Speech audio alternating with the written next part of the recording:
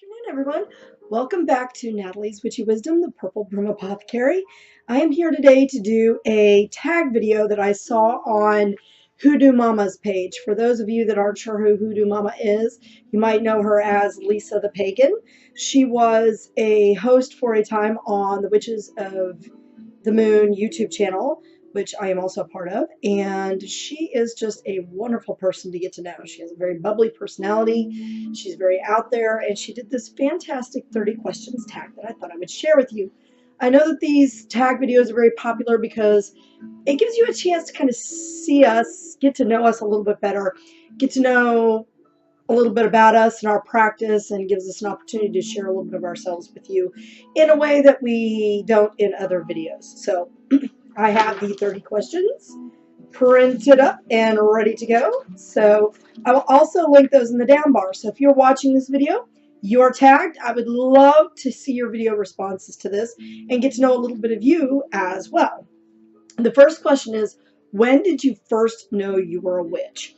And this is kind of a tricky question for me because I was always very drawn to magic and the mystical and witches particularly from a very, very, very young age, as young as I can remember actually, particularly after we moved to Texas is when I really, really recall it.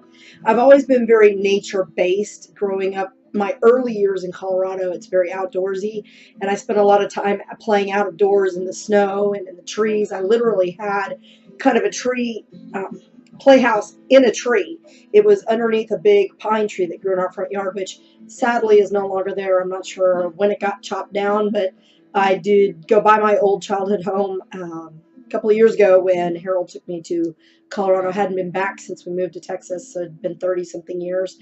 And they expanded the driveway and cut down my big tree, but I used to climb up underneath it and just sit on the pine needles and breathe it in, and I loved it. So as I got a little bit older and I got to where I was reading more and going to the library and things, I began checking out a lot of books on mythology and, folk tales and magic and things like that. And a lot of the folk tales that I checked out involved either Greek mythology or the Celtic mythology, which is my heritage. And so I was very interested in Scottish and Celtic mythology, and there's a lot of magic mixed in with that. Of course, there's a lot of magic because of Hecate, the queen of the witches, the goddess of, Greece. So it's always been there. So I would say that I've always been a witch. I've always known in my heart that I was. Plus, I remember one time I checked out a little book called,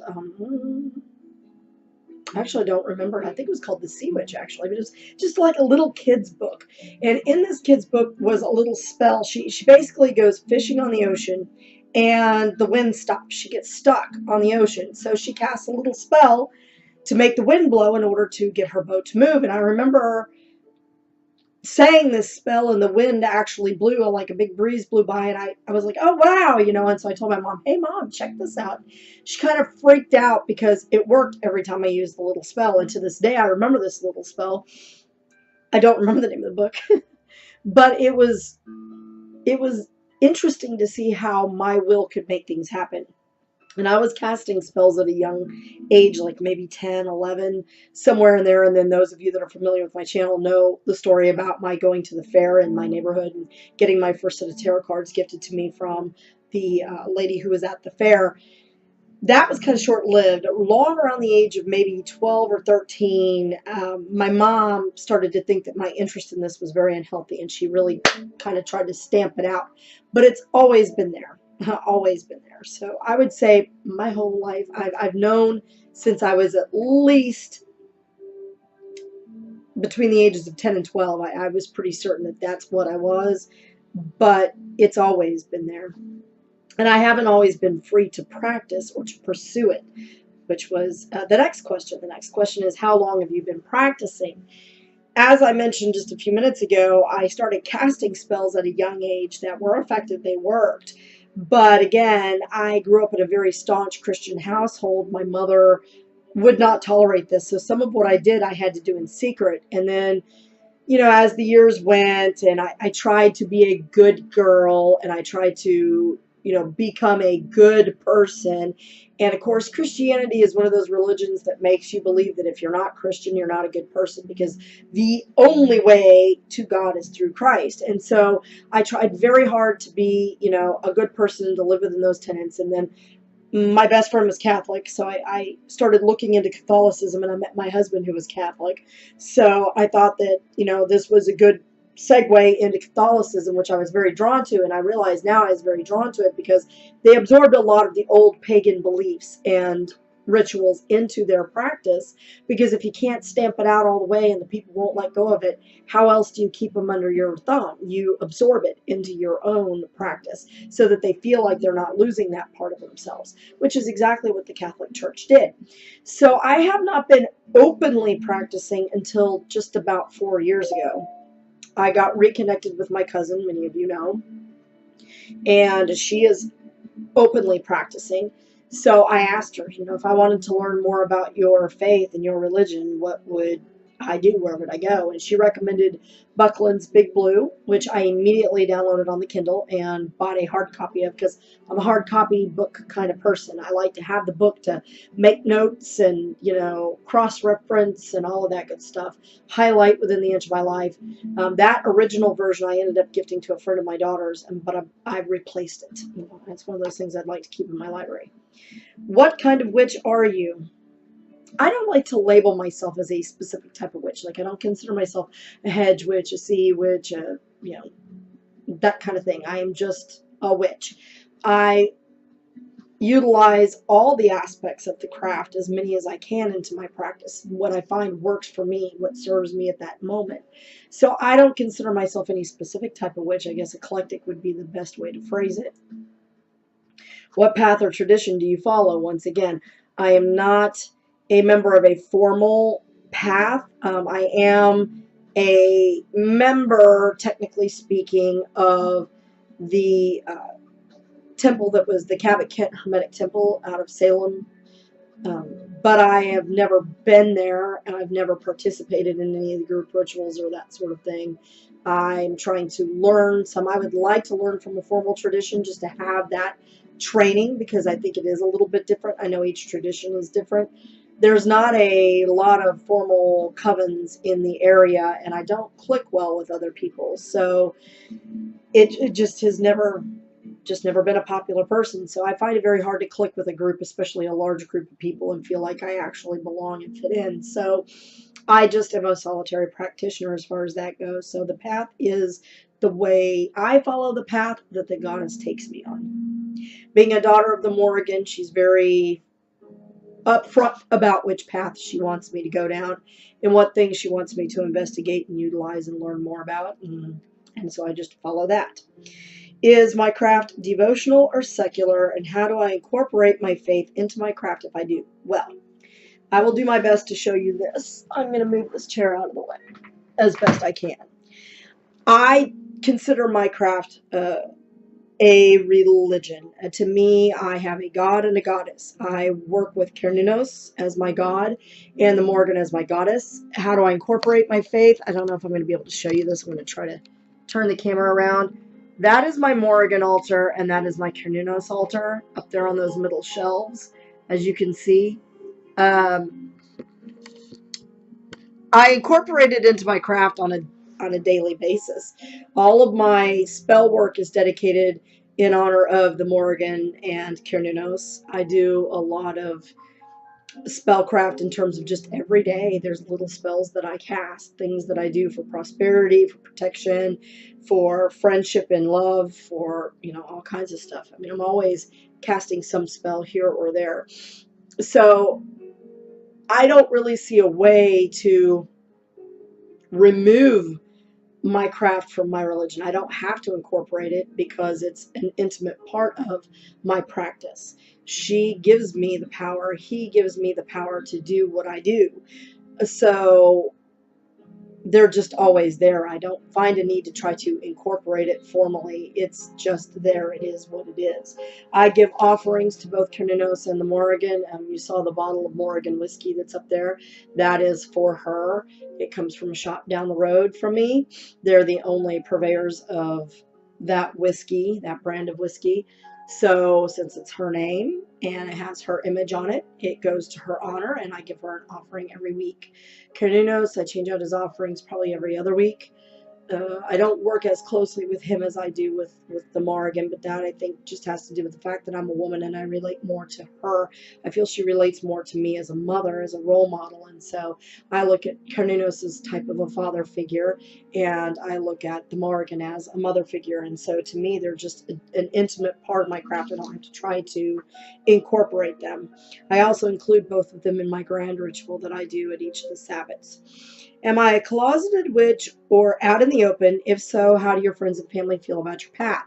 Those of you that have been watching my channel for any length of time know that I am self-employed, so I'm pretty much out of the closet. I don't necessarily go about shouting I'm a witch to everybody that I meet, and I'm sometimes careful in how I phrase my religious views, especially with clients, because I do own my own business, and some of my clients are devoutly Catholic, and I have Muslim clients as well. So I try to be respectful of how they might take it if I just flat out said I'm a witch. So I will say I'm pagan. And when they ask me what that means, I'll tell them, well, it's an earth-based religion. I believe in both a god and a goddess. And I generally try not to discuss religion or politics with my clients at all. But for the most part, my friends, my family, my neighbors know that I'm out of the closet. Now, my husband has mixed feelings about it. He's up and down about it all the time. He thought it was kind of cute at first, but when he realized how serious I was about it and that I was really making this a part of who I am, he kind of bucked against it. Now he just figures he's going to take it. And, you know, I told him, I said, this is who I am, and I'm not going to live my life for you, your mother, my mother, or anybody else. I am me. I'm living my life for myself, and I have to go with what makes sense in my heart and in my mind, whether you agree with it, believe in it, or think it's stupid or not. It really does not matter to me. So in my opinion, those that cannot accept you the way you are don't need to be a part of your life, and I've told my husband that as well. So needless to say, he's sticking around, so I figure that means that he knows he can't make it without me. And he just has to take it. Now, my mother would flip shit. I'm certain she probably knows, because I'm certain my sister said something to her, or my aunts or uncles have said something to her, but we just don't discuss it. I mean, to be honest with you, I haven't spoken to my parents in months. I think the last time I talked to my parents was when I called them for Christmas. They never call me, ever. I just don't hear from them.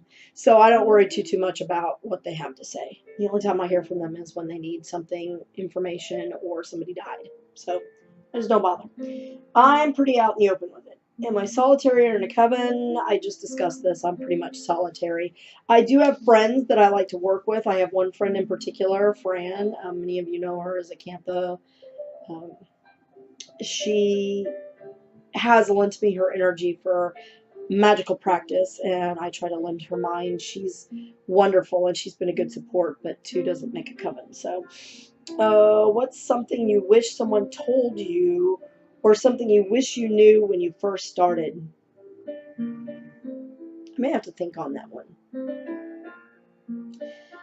I think that I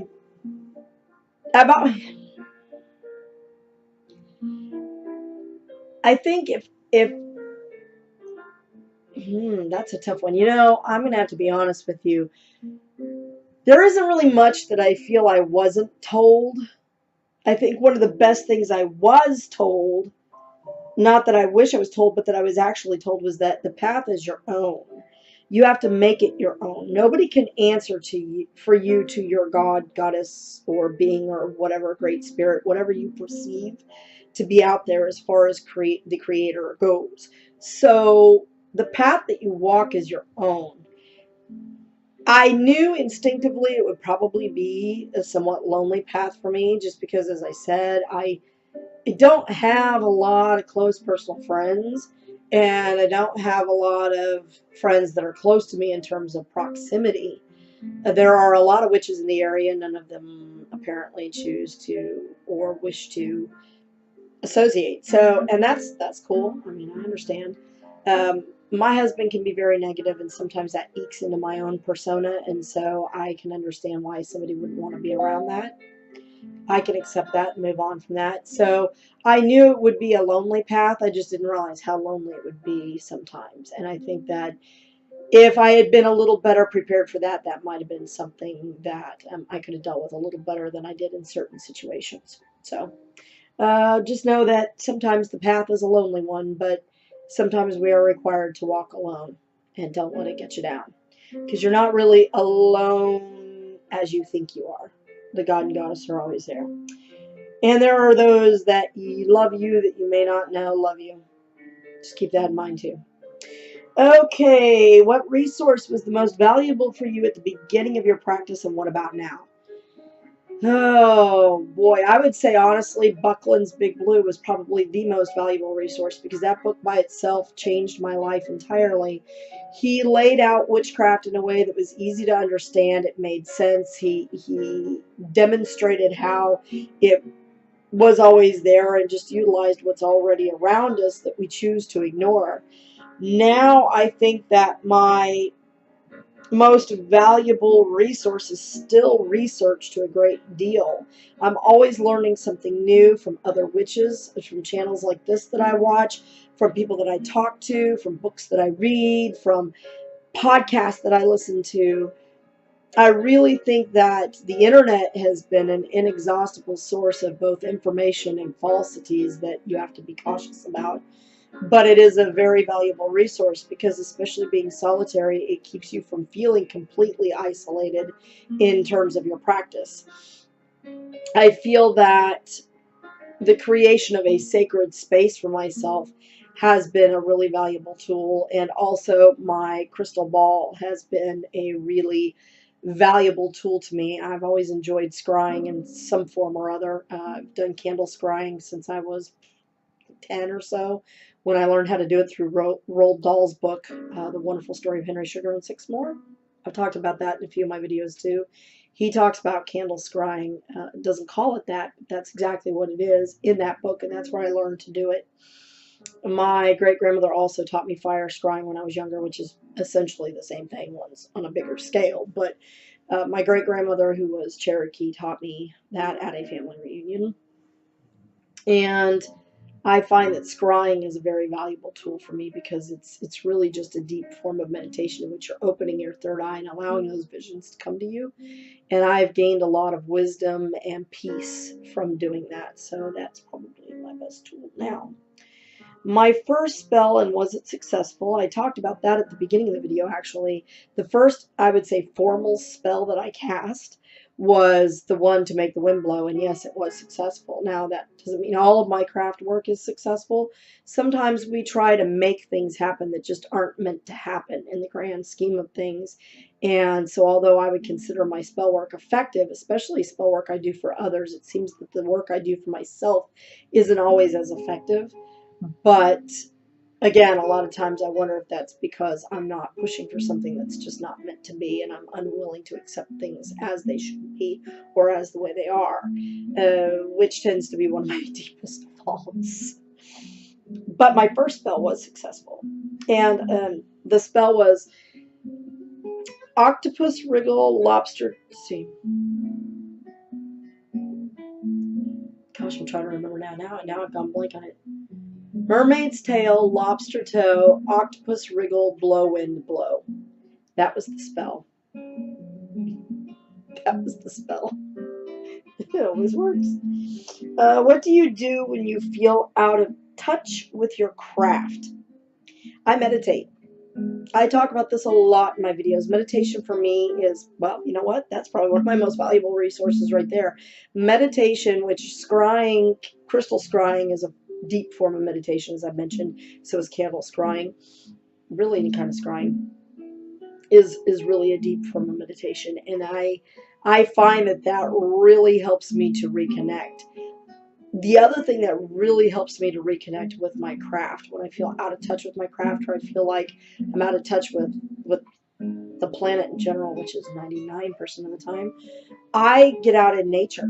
I go for a walk. I go by myself, and I don't take my phone, and I don't take my headphones, and I don't take my iPod, and I don't take any of that. I don't actually own an iPod, but I have music on my phone. I don't take any of that with me. I remove my iWatch, which took a shit on me yesterday. It stopped working.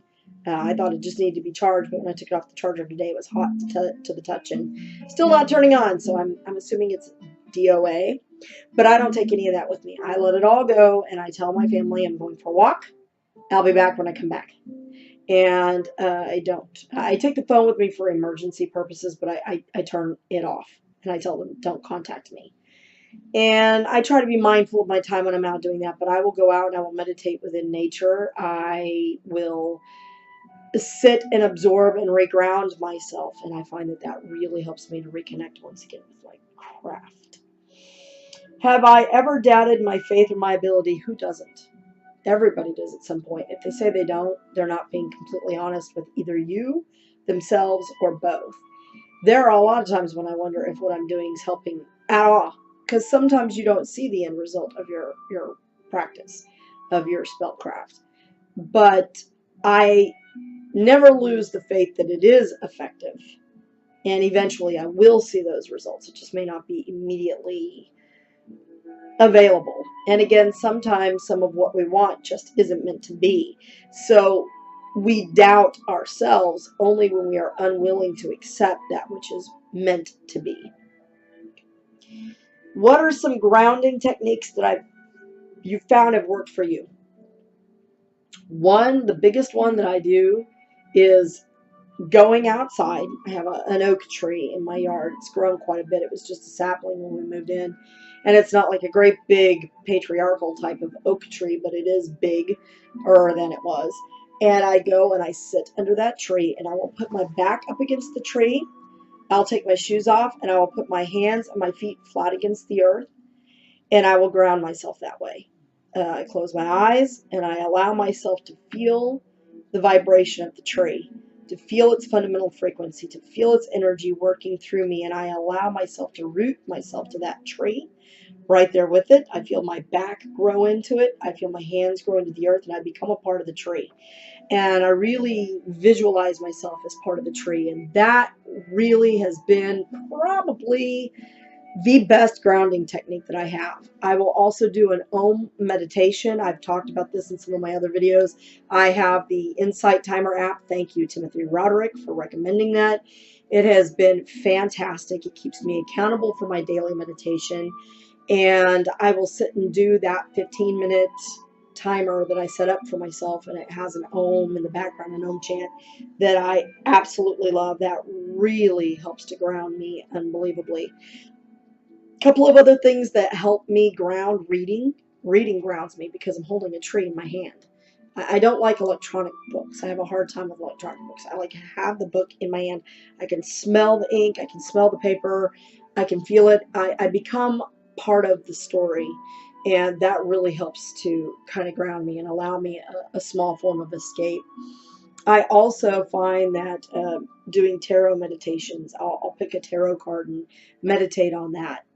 Usually just a random card. I figure what I draw is what I need to meditate on, and I'll use that. I also have something called Dharma cards that were gifted to me that I absolutely love. Each one has a different teaching of Siddhartha Gautama, which was Buddha, and I absolutely love those cards because it has a beautiful picture on one side and a teaching on the back side. So I can set that up for myself and really focus on it. Absolutely love this. I love Beethoven. So those are a few of the grounding techniques. What's my biggest pet peeve in the magical community? I'll tell you, my biggest pet peeve is all the snarkiness, nitpicking, and nastiness that goes on between people. We are all human beings. We are all marching towards the same end. We all come from the same God and Goddess, Creator, Being, God, Light, Allah, whatever you want to call it. We all come from the same source. And there's going to be people that you click with, that you get along well with. There's going to be people that you just don't like. But there is never, never, never an excuse to be nasty, snide, or rude to somebody, ever. And I don't leave nasty, snide comments to people. I keep my thoughts to myself if what I'm thinking isn't very nice. And there are times when I fall prey to the human emotion of ugh when it comes to people. But I just hate the fact that everybody's so war with everybody these days. We are all human beings. Why can't we not just learn to either agree to disagree and get along and be mature adults about things, or, you know, just let it go and just don't be a part of that? I mean, you know, here's my thing. I don't stress over people. I used to. I used to want everybody to like me. Everybody had to like me. Now I just don't give a shit. You don't like me? Go. You don't like my channel? Don't watch it. There's never an excuse to be rude to people or to be nasty and try to tear people down. And I don't. So that's my biggest pet peeve in the magical community. I see a lot of that kind of immature high school BS going on, and it annoys the hell out of me. All right. What was my biggest spell disaster?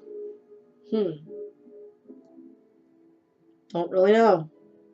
Haven't had any what I would consider major disasters in terms of, you know, oh my God, that spell was an epic fail in terms of that I knew about. I'm sure that there's been some things that didn't work out. I guess the biggest fail I've had so far, spell disaster, was that I did have a spell that I cast to bind someone, and it kind of didn't work out the way I expected. I mean, the person, thankfully, he's no longer bothering my family, and he's no longer part of my life, which I'm very glad about, because I cut him out of it for a really long time, and, you know, under the against the better judgment of myself and at the advice of my husband, who thought this person might need to clear the air about some things that happened, say, 28 years ago. You know, he thought he was having a "my name is Earl" kind of moment. I opened the door to this individual, and it was a disaster. So I guess that would be the biggest disaster that I've had, is just, you know, binding that person didn't work quite the way I expected it to. My view on black magic. Okay, here's my view on black magic. What the hell is black magic? I don't see magic as having a color. I don't see magic as black and white. Nothing in this world is black and white, okay? Most of it's varying shades of various different colors. I'm assuming what this question is trying to get at is, how do I feel about baneful magic, which is magic that is purposely intended to bring a harmful result to someone, something, or a group of someone's or somethings. My view on that is this. I'm not going to disparage anybody who practices darker magic or baneful magic.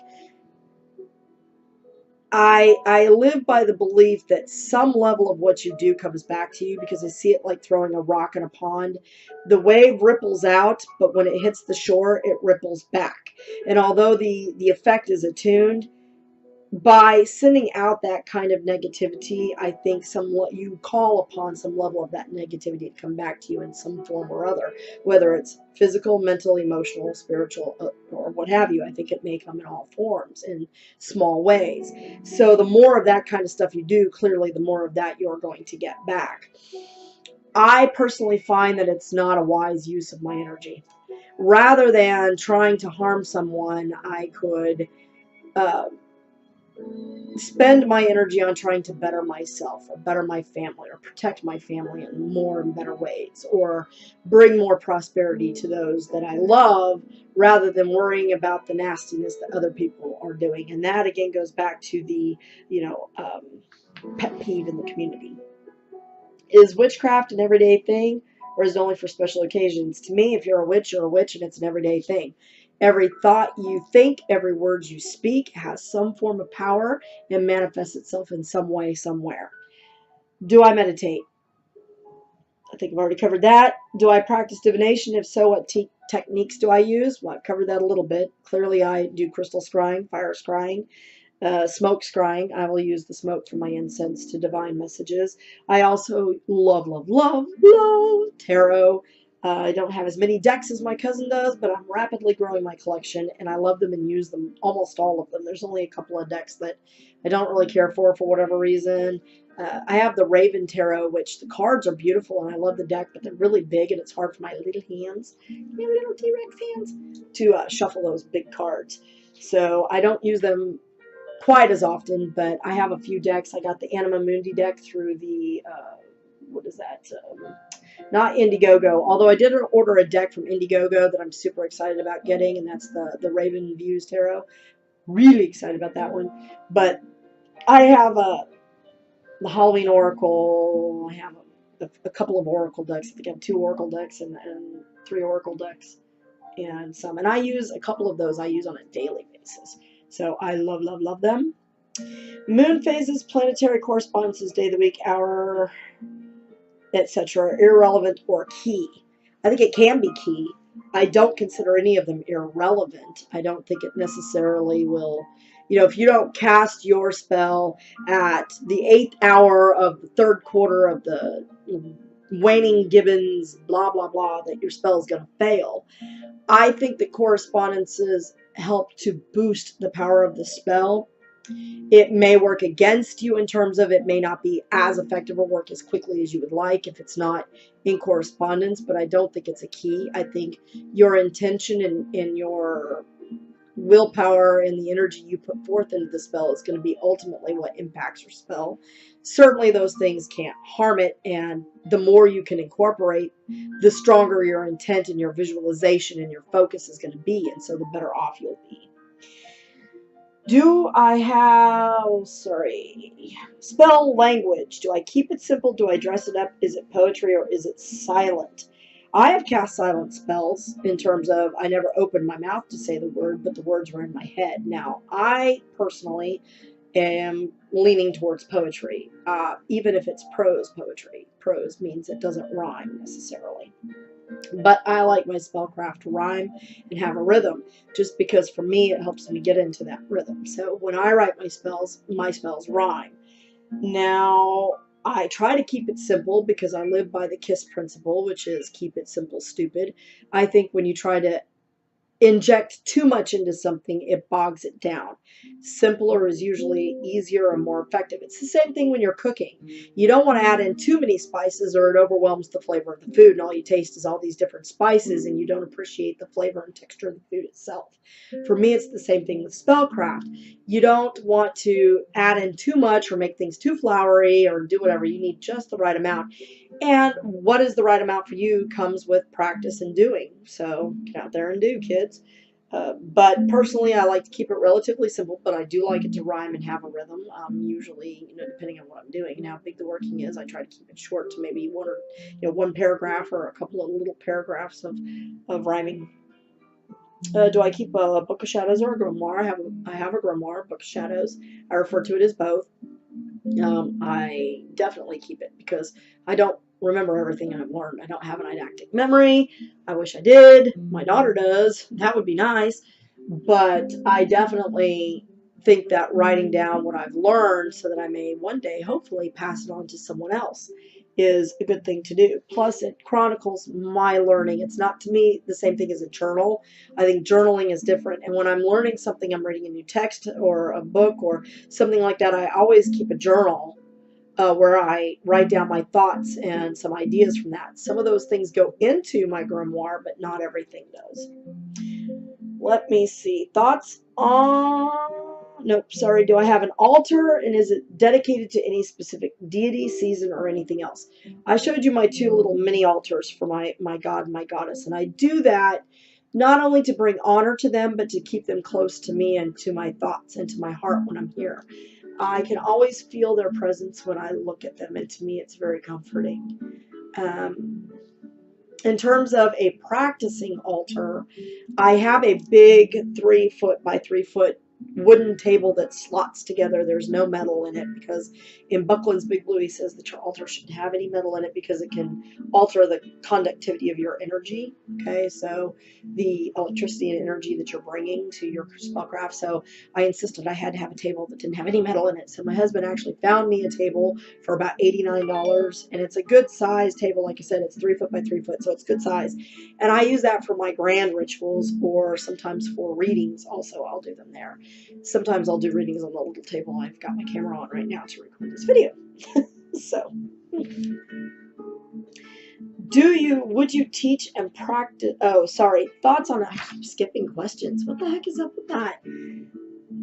Thoughts on the afterlife. Oh, by the way, on my altars, I do try to change them out periodically for the seasons. I try to add things in that are Beltane-ish or, that kind of thing. And my home is, in a way, kind of one big sacred space because I put up decorations for all of the different Sabbats and seasons. So I do try to kind of change it out and keep it fresh. I think it keeps it from being stale, so to speak. Thoughts on the afterlife. My thoughts on an afterlife have evolved over the years with the different things that I've learned, read, and experiences that I've had. It is currently my belief that we kind of get recycled to a degree. I think that we are here to learn the lessons of humanity and life, and that in order to do so, you must experience all the aspects of humanity and life. How can you truly understand or learn from being poor if you've never been poor? If you've never had to struggle, how can you truly understand and take that into your humanity, what that struggle is? And likewise, if you've never been rich, then how can you know what it's like to not have to struggle in that way, but to understand the independent struggles that come to those who are wealthy, understanding how to manage that and what it can do to you, because I have seen what extreme wealth can do to people, and it's not a good thing because you become very paranoid. You think that the only reason people want to be around you is because of what you can do for them or what they can get from you, and it makes you a deeply unhappy person. Money does not buy you happiness. It can buy you a lot of things that might make you happy for the moment, but it doesn't buy you happiness and love overall. So I think that our souls get recycled to a degree in some way or other until you have learned all that must be learned about being human and how that brings us ultimately to the divine spark that's within all of us. Would you teach and practice witchcraft with your children? If this had been my path years ago when my children were little, I would have had no problem bringing them into what I practice, because your children learn from you regardless. And I don't involve my children in my craft right now because they don't want to be part of it. They don't mind talking about it. They don't, every now and then they'll ask me questions, but it's not something that I directly involve them in because they're adults. So my youngest is 19, almost 20. My middle one's 21, and my oldest is 28. So if they want to be part of it, I don't have a problem with them participating. I wouldn't mind taking them to, panels and discussions and groups and get-togethers and meetups and that kind of thing, if they so choose to want to be a part of that. I generally keep ritual to myself when I practice, especially for a grand Sabbat, because it's just personal to me. It's my time with my deity, and it's very personal to me, which is another reason why I'm not part of a coven. I'm very, very much at one with my God and Goddess when I'm doing that, and so I choose not to involve anybody else in that. But I wouldn't have a problem with them participating if they asked. I would alter it in whatever way I needed to make it understandable for them and to welcome them into that practice. Do I have a totem animal? I have a couple, actually. I'm very drawn to owls, hence I have this ring. I don't know if I can show it on the camera. My husband got me this ring, the owl on the moon, which I love. He got me that one because I had gotten this one and somehow lost it, but I found it clearly. It was in my bag for work. I don't know how it ended up there. But owls, I'm very, very, very drawn to owls. Always have been. I talk to my owls that come and roost on my roof. They sit on my roof because we have a greenway that runs behind my home, and they like to hunt for the mice that frequent that area. And so they will sit on my fireplace, and they'll hoot down into it, and I'll go out and hoot back, and they actually respond to me. It's kind of trips my husband out.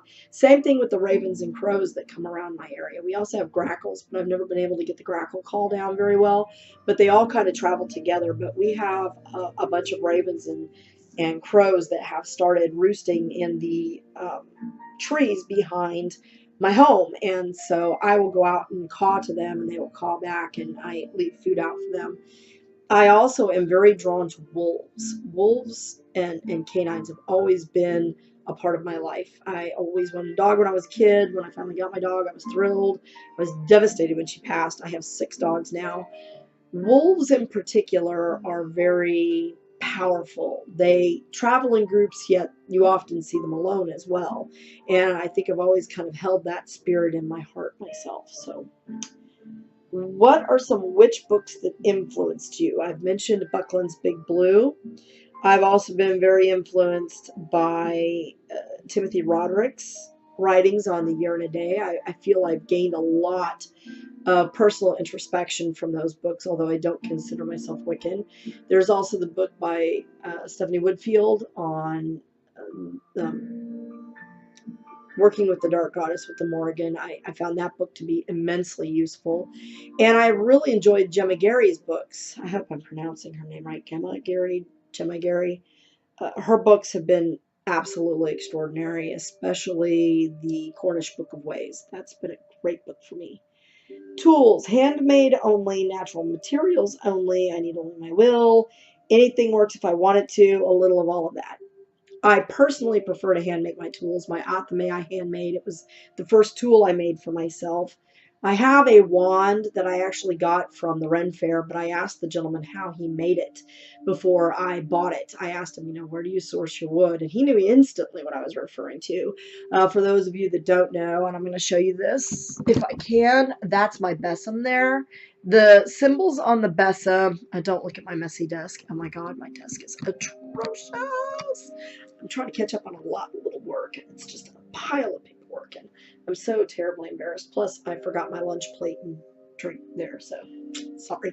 Plus, I have other stuff for the giveaway and materials for therapy that I'm working on for my desk is a mess. Anyway, my besom I bought. It was crafted for me during the 3 super moons of 2015. They gathered the materials during the first one, carved the materials, and then constructed it during the next 2 super moons. It has no metal in it. The gentleman, once again, it was a vendor at the Ren Fair, but they have a shop online. It's called Nature Craft, and they are fan-freaking-tastic. But they also now have a brick and mortar store, I believe. But they did all of that for me. I created the designs that are on the besom, but I'm not an artist. And I told them this is roughly what I would like it to look like. And they ended up sending me back something absolutely gorgeous. It was kind of pricey, but it was worth it. They dyed the broom tip purple for me, hence my purple broom apothecary. And I absolutely love that tool. My Athame I'm not going to show you because it's ugly as sin. I'm actually toying with the idea of buying a new one or making a new one. I was going to see if someone I know might be able to make one, but since he lives out of the country, I don't know what the international guidelines for sending those kinds of materials into the United States is like. I don't know if you can send a knife, basically. So I don't know if he'd be able to do that. But since he works with wood on a day-to-day basis, he's a cabinet maker, I was hoping he might be able to give me some tips on, how to make it look better than it does, because it's pretty juvenile. But it works for me. I mean, because I did craft it. I crafted it with love and pride. It really holds my essence, and it's been a very effective tool for me. I like to use natural materials because I believe that it brings me closer to the nature that is the goddess and the mother and the father and that sort of thing. But I don't necessarily have a problem with certain things that are not natural in nature. Sometimes I don't use any tools at all. I just use my words, my will, and my finger. Put the finger away, Kylie. So that's that. I think it just depends on your needs and your personal preferences and what works best for you. Personally, I like handmade tools, and I think they're the most effective because you've put your energy into it. So it's your energy 100% through it. Sometimes when you buy a material or a tool, you don't know what kind of energy is coming off of it, but that's why you cleanse it before you use it. Do I have a magical name? Indeed I do. I gave it a lot of thought. I put a lot of time into it. I used numerology to help me develop it. I took what was my interest and my likings, but I don't share it. There's a few people that know my craft name, and I don't share it with anybody. It's meant to be between you and your god and goddess. It's a name you chose for yourself, so I try to keep it that way. Favorites, season, herb, crystal, tarot, symbol, or sigil, or both. Okay, now this is quite a list because I got a lot of favorites. My favorite color is purple. My favorite smell is petrichor. My favorite food is anything. I really like food. Clearly, I like food. I have a hard time picking a favorite season. Christmas or Yule has always been my favorite holiday simply because it's the one time of the year my entire family could get together and actually act like a family. And I really liked that. But Halloween always has, held a special place in my heart. Samhain is very important to me because it is the season of the Morrigan. And so Samhain and Beltane or Beltane has really, those two are really important to me. But I like all of the seasons because I appreciate each of them in turn for what they are. I try to give due credence to the seasons and to the wheel of the year. But if I had to narrow it down, my top two would be Yule and, well, I don't know because I really like Beltane. Beltane and Yule are kind of there, and if you're asking why I'm pronouncing it like that, because I was corrected by somebody who speaks Gaelic. The correct pronunciation is Beltane, not Beltane. Don't Anglicanize our language. So Beltane is really, to me, an important holiday as well. So it's kind of, I would put Yule and Beltane together and Samhain right there. And those three combined are kind of my favorite season. As far as favorite herb, I love rosemary. I appreciate all of them, but rosemary is probably my favorite. I have a rosemary bush I planted outside that works wonders for me. I love it. I find it peace bringing. I find it protective. Plus I use it in my cooking extensively.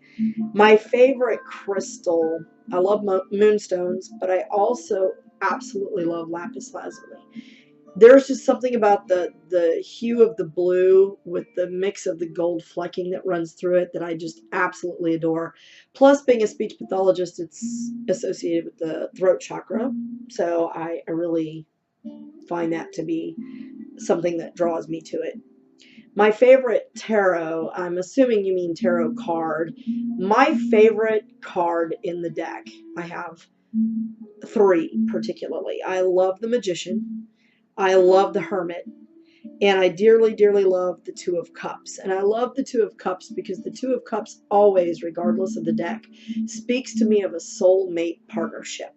And as much as I love my husband, he is the father of my children. He has stuck by me when others have not, clearly. But he's not an easy person to live with, and he's not always nice. And he's sometimes very abusive in terms of verbally and emotionally. And I know that that comes from a deep place within him because he has spent years feeling like he has never fit in, and he's built up walls, and a lot of what he does is self-defensive, and I think habitual. I don't think he can break away from the negativity at this point.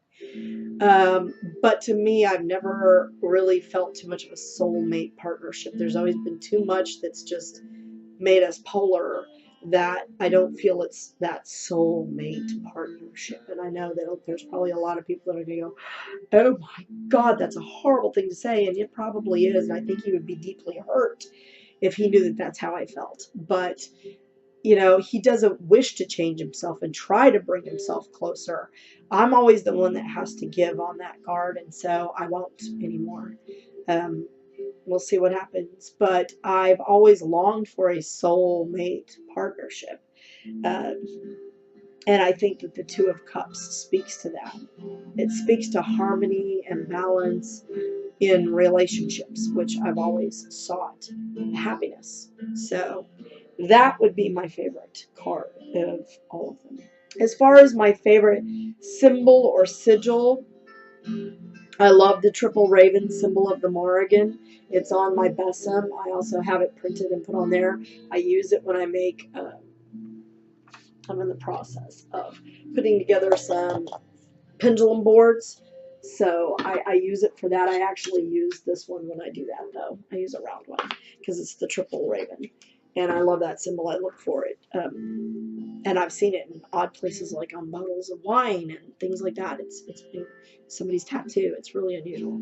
But that's probably one of my favorite symbols. As far as sigils, my favorite sigils are the ones that I create for myself in craft work. So it varies just depending on what my needs are for the time. So that's a little bit about me, and that rounds out the 30 questions. This turned into a much longer video than I anticipated, but I hope that you all got a chance to get to know me a little better, and I hope that it wasn't entirely unpleasant for you. I look forward to any comments or feedback that you give, and I would love for you to share some of that with me. So if you make a video response, let me know. Put your links to your videos in the comments below, and thank you so much. Have a wonderful day. Blessed be.